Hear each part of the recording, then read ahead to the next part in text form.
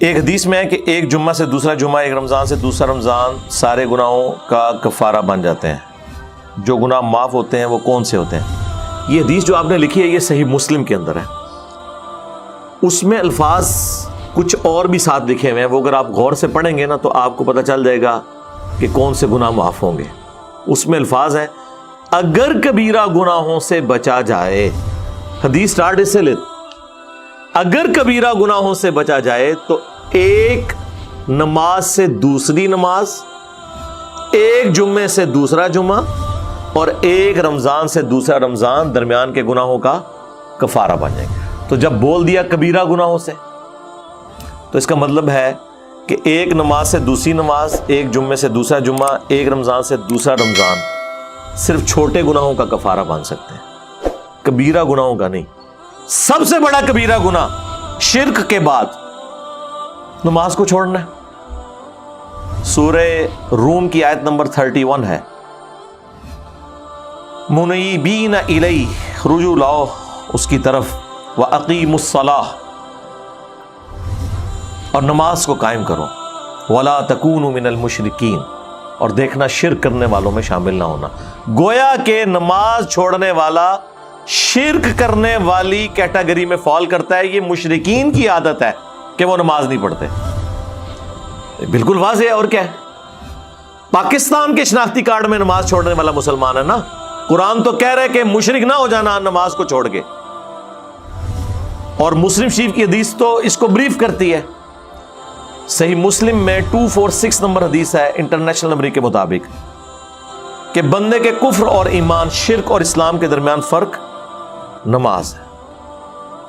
اب اس سے بڑھ کے کیسے سمجھایا جا سکتا ہے؟ مسلم شریف میں عبداللہ ابن مسعود رضی اللہ تعالیٰ عنہ کی ایک حدیث ہے بڑی رکت انگیز۔ وہ کہتے ہیں کہ یہ جماعت کے ساتھ نماز پڑھنا یہ تمہارے نبی کی سنت خدا ہے جو اللہ تعالیٰ نے تمہارے نبی کو گفٹ دی ہیں، اس پہ چلو گے تو تمہارے لیے اللہ کی رحمتوں کا نزول ہوگا۔ رسول اللہ کے زمانے میں صلی اللہ علیہ وآلہ وسلم اگر کوئی شخص بیمار بھی ہوتا اور وہ 2 بندوں کے سہارے مسجد میں آ سکتا تو وہ نماز مسجد میں ہی پڑھتا تھا، کہیں اسے منافق نہ شمار کر لیا جائے۔ یعنی اس زمانے میں اگر کوئی بیمار بندہ بھی نماز چھوڑتا تھا تو یہ ڈرتا تھا کہ اگر میں مسجد میں نہ گیا تو لوگ سمجھیں گے کہ اس نے کلمہ اوپر سے پڑھا ہوا ہے، کیونکہ اگر مسلمان ہوتا تو مسجد میں آ کے نماز پڑھتا۔ ان کو کیا پتا تھا کہ کروڑوں مسلمان ایسے بھی پاکستان میں آنے والے ہیں کہ جو اپنے آپ کو صحابہ اور اہل بیت سے بڑا عاشق رسول کہیں گے، اور جس کا سب سے بڑا ثبوت ہے کہ وہ میلاد کے جلسوں میں تو نکلیں گے، جلوسوں میں، نماز کے لیے نہیں نکلیں گے۔ 12 ربیع الاول کے جلوسوں میں آپ رش دیکھ لیں اور مسجد میں رش دیکھ لیں تو آپ کو پتہ چل جائے گا۔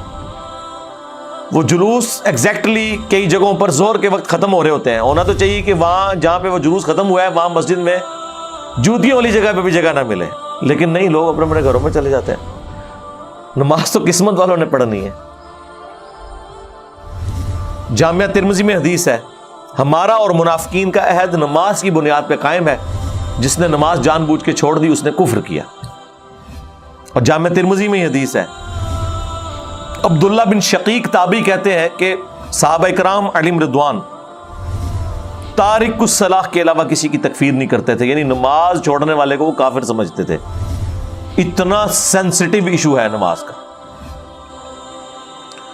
تو لہٰذا اگر کسی کے دماغ میں ہے نا کہ میں ایک جمعہ پڑھوں اور آگے سے دوسرا جمعہ پڑھوں اور بیچ کے سارے میرے گناہ معاف ہو جائیں، اس حدیث کے تحت نہیں، نماز چھوڑنا خود کبیرہ گناہ ہے۔ اور مسلم کی حدیث سٹارٹ اس سے ہو رہی ہے کہ اگر کبیرہ گناہوں سے بچا جائے تو ایک نماز سے دوسری نماز اور ایک جمعے سے دوسرا جمعہ اور ایک رمضان سے دوسرا رمضان درمیان کے گناہوں کا کفارہ ہے، ادروائز کوئی نہیں۔